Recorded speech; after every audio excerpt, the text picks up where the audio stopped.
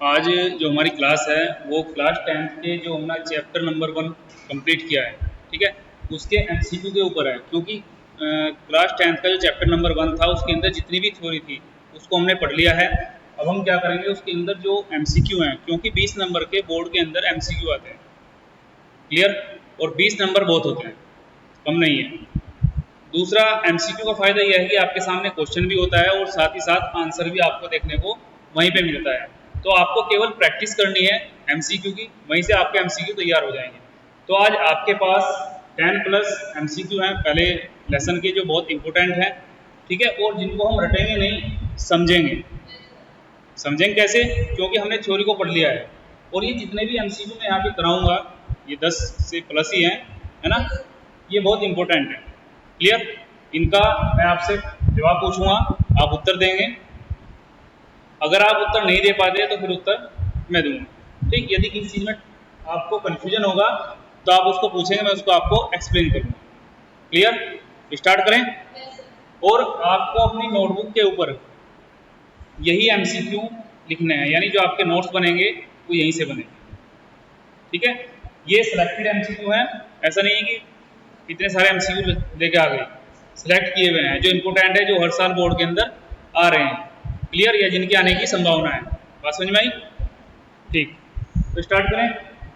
पहला क्वेश्चन है, निम्न में से कौन सी प्रोग्रामिंग भाषा नवीनतम है? नवीनतम का मतलब होता है नई भाषा, है ना।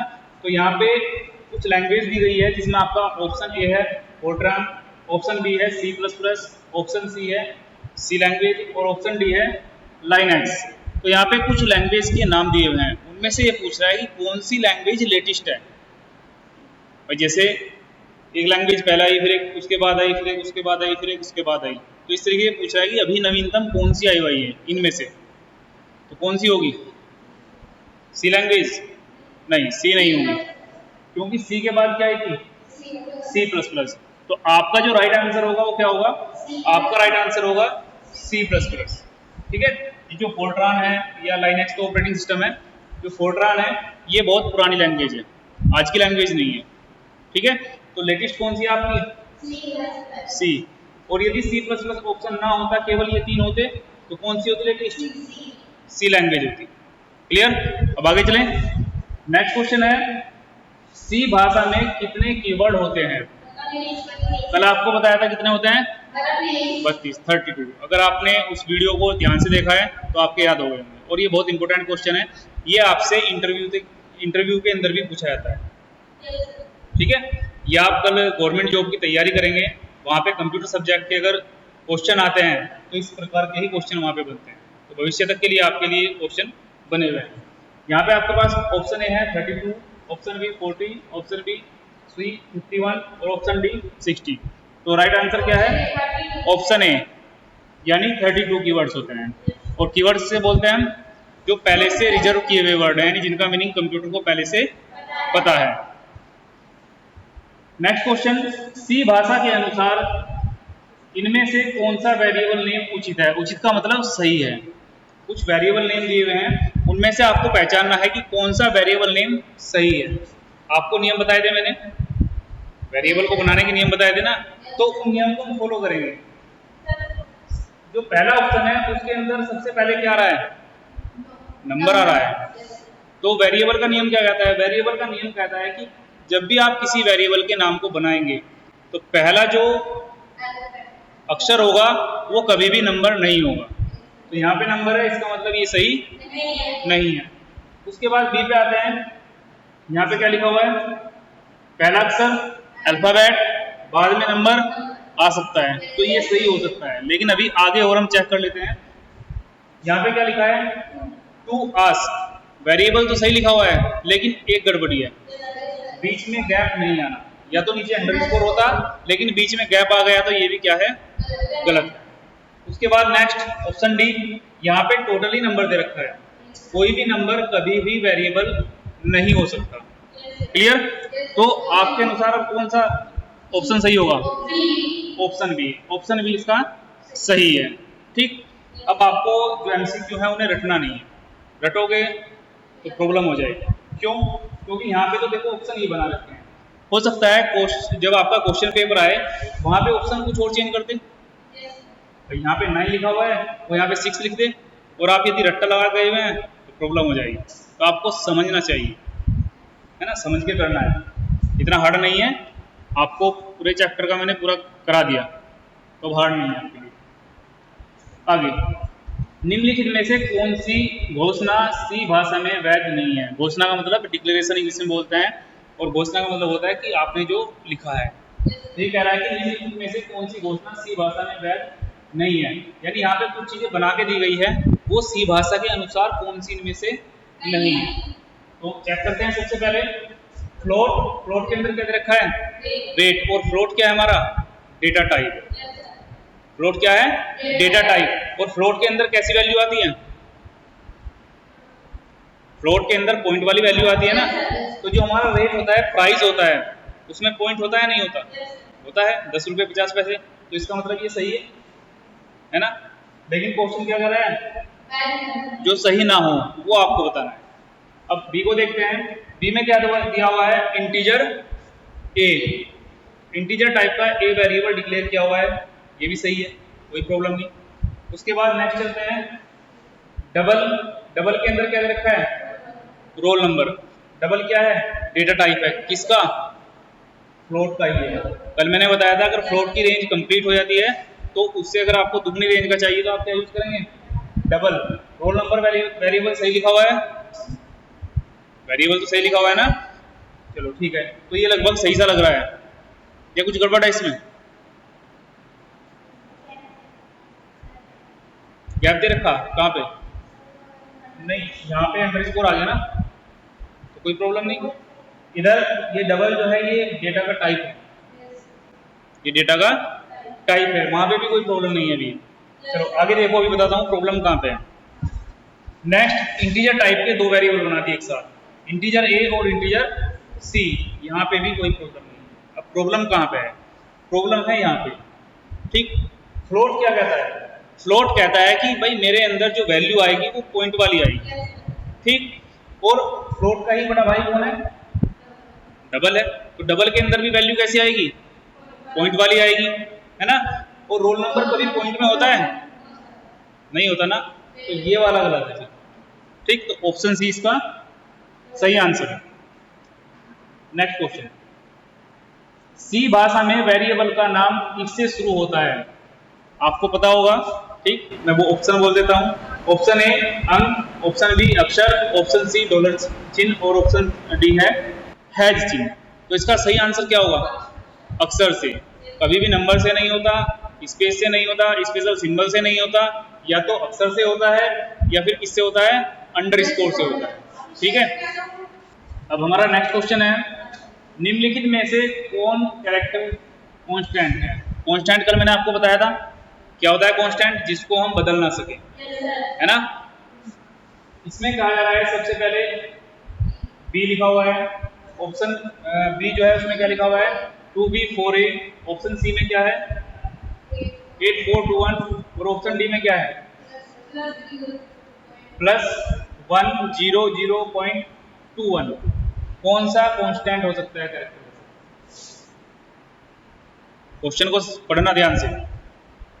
कौन कैरेक्टर कांस्टेंट है? कैरेक्टर की बात हो रही है, ठीक है। तो नंबर्स तो भूल जाओ, जब कैरेक्टर की बात हो रही है नंबर तो भूल जाओ।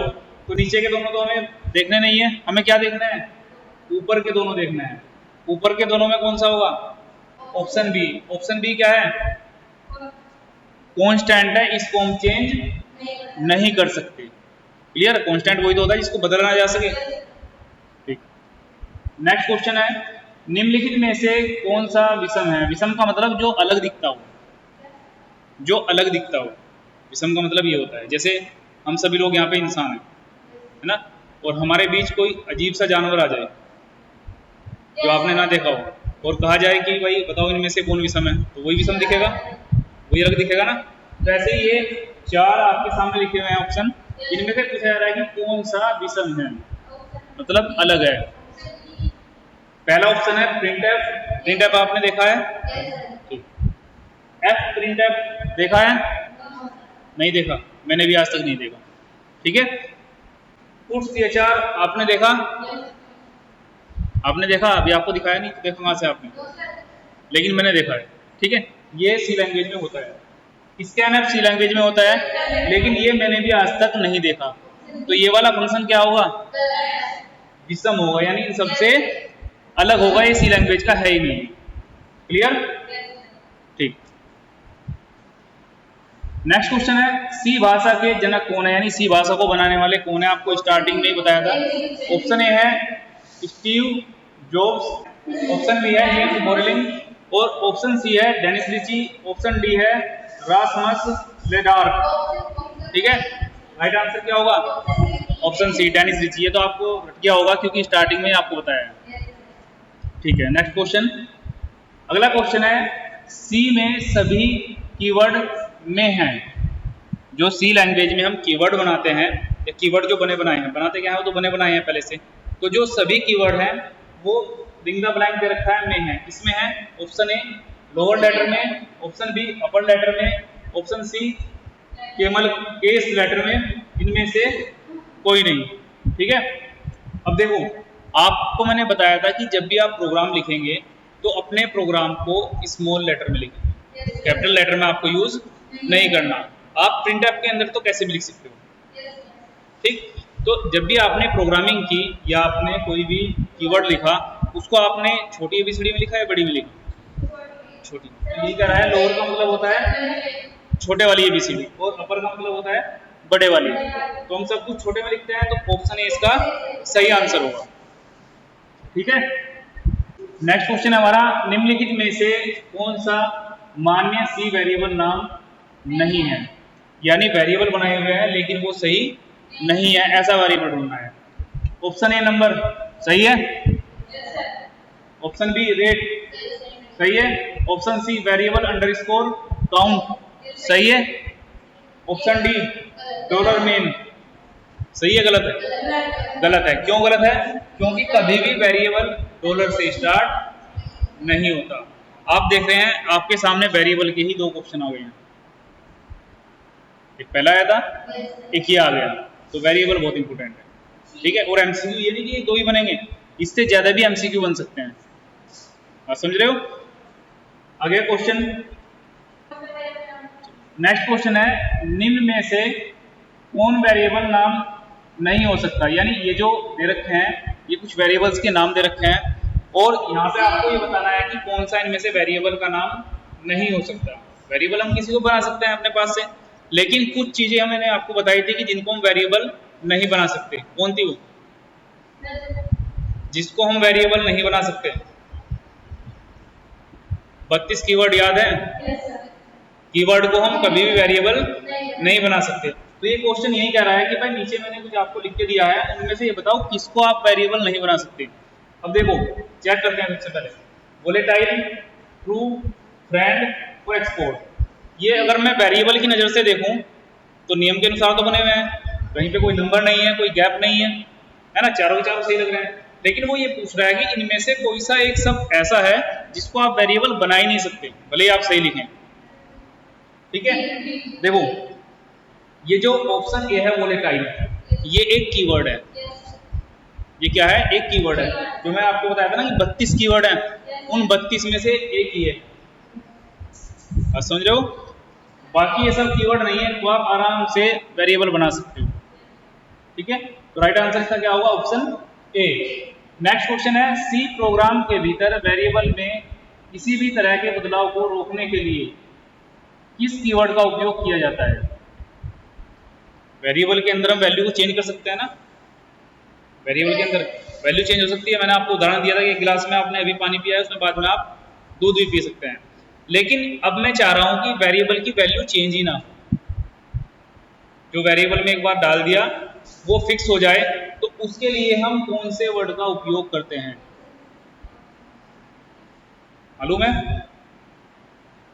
अच्छा, मैंने आपको पढ़ाया था अभी, जिससे पहले वाला चैप्टर था, मतलब इससे पहले वाली जो क्लास थी, वीडियो थी, वो उसमें हम कब वैल्यू को चेंज नहीं कर सकते, इसके थ्रू हम वैल्यू को चेंज नहीं कर सकते। कांस्टेंट पढ़ा था आपने, पढ़ा था ना, तो वेरिएबल को यदि हमें ऐसा बनाना है कि उसकी वैल्यू चेंज ना हो तो हमें क्या बनाना पड़ेगा, उसको कांस्टेंट बनाना पड़ेगा। ऑप्शन ए गलत होगा, ऑप्शन बी ये भी गलत होगा, ऑप्शन सी कांस्टेंट है ये सही होगा। यानी कांस्टेंट के थ्रू हम क्या कर सकते हैं, वेरिएबल को ऐसा कर सकते हैं कि उसकी वैल्यू चेंज भी ना हो। क्लियर? तो ऑप्शन सी इसका सही है। बात समझ में आ गई? ये आपके 10+ क्वेश्चन थे जो इंपॉर्टेंट है आपकी बोर्ड परीक्षा के लिए। आपको इन्हें अपने नोटबुक में नोट कर लेना है, ठीक है, और इनको दोहराते रहना है बस। क्लियर? बाकी मैं आपका टेस्ट इनका बनाऊंगा, एक ऑनलाइन टेस्ट होगा, आपके ग्रुप पे पहुंच जाएगा। आपको वहां पे क्या करना है, आपको ऐसे क्वेश्चन मिलेंगे, आंसर मिलेंगे, जो सही होगा उसको आपको टिक करना है और साथ ही साथ आपको स्कोर भी वहीं पे मिल जाएगा कि आपने कितना सही किया। समझ में आई? तो आपको ये ग्रुप में मिल जाएगा, ग्रुप का जो लिंक है वो डिस्क्रिप्शन में मिलेगा, ठीक है, इनको नोट कर लेना। बाकी कल हम करेंगे नेक्स्ट क्लास में इसके क्वेश्चन, जो लॉन्ग क्वेश्चन आता है ना इसके, उन क्वेश्चन को हम करेंगे। इंपोर्टेंट जो क्वेश्चन है कि कौन कौन से क्वेश्चन आएंगे और उनको हम किस प्रकार से अटेम्प्ट करेंगे, समझते हुए, रटते हुए नहीं, केवल उतना ही लिखा होगा जितना हमने समझा है। ऐसा नहीं किताब से सब कुछ उठा के वहां पे डाल दिया, पहले आपको समझाया गया ना, वो जो समझाया गया है उसको ही लिख के यहाँ पे आपको दिखाया जाएगा, वहीं से आप अपने पूरे नोट्स बनाएंगे। क्लियर? तो आज की क्लास को यहीं समाप्त करते हैं।